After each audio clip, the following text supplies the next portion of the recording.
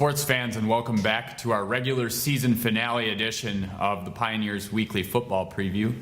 Greg, we've got 3 local teams that have punched their tickets to the postseason. One more team can do that this weekend with Chippewa Hills sitting at 5-3 in the standings.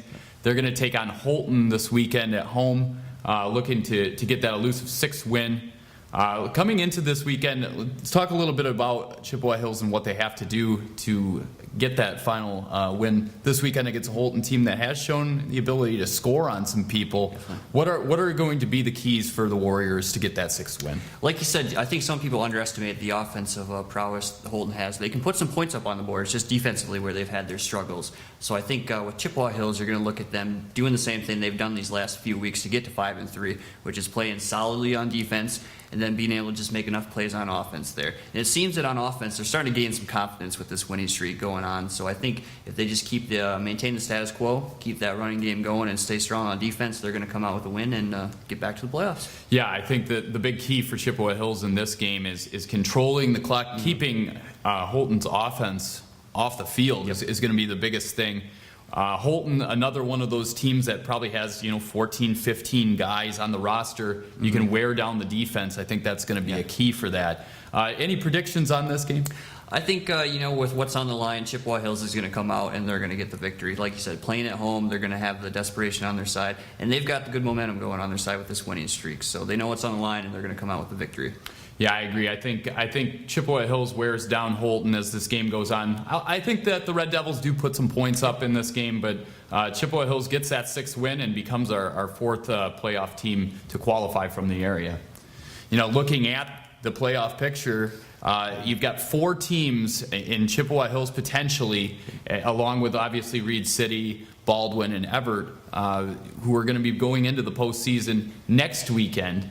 Looking at those 4 teams, which team stands out as a team that can make the longest run, and which team do you maybe see as a surprise team that might be able to get into that second weekend of the playoffs? Obviously, looking at the records we have around here, I think you look at a Reed City team, 3 straight 9-0 seasons, but they haven't had the greatest luck in the playoffs. I think that's going to change a little bit this year because now that they've got that passing element to go with their running game, and I think that's going to help them out down the stretch here. So I think if any team around here has a chance to kind of make it deeper than that, I think it'd have to be Reed City.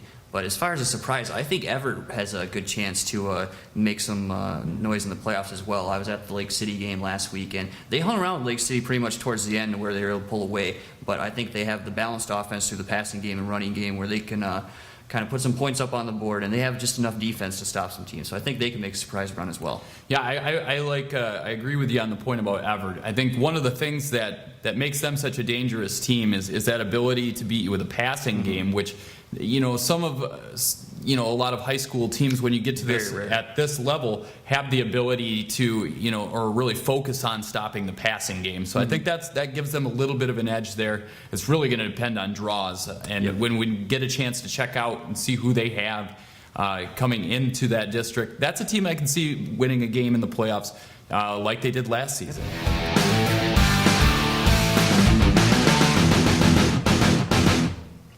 Welcome back, and we're here to talk a little bit of pro football now with Brandon Fountain. Brandon, we've got the Lions back at home again this weekend after obviously a devastating loss last weekend to the Bengals. This weekend they've got the Dallas Cowboys coming to town. A lot of the hype surrounding this game, surrounding a couple of the receivers that are going to be playing in it, Dez Bryant, Kelvin Johnson. Bryant earlier this week stated that he thinks he can do anything that Kelvin Johnson can do. Is this really that big of a deal coming into this matchup, and what do you make of those comments? I think it's someone who knows he's just not as talented as Kelvin Johnson. I mean, Kelvin Johnson, quite honestly, is the best receiver in the league. As for Bryant, he's trying to amp his team up. I mean, they've won 2 in a row, and they're coming in to face a Detroit team that's, I think, a little bit questioning themselves. Yeah, you mentioned questioning themselves. Obviously, the concern has to be coming into this weekend if there's going to be a hangover after a last-second loss to Cincinnati. Do you think that'll be the case this weekend? And, what are some of your thoughts on who comes out on top in this one?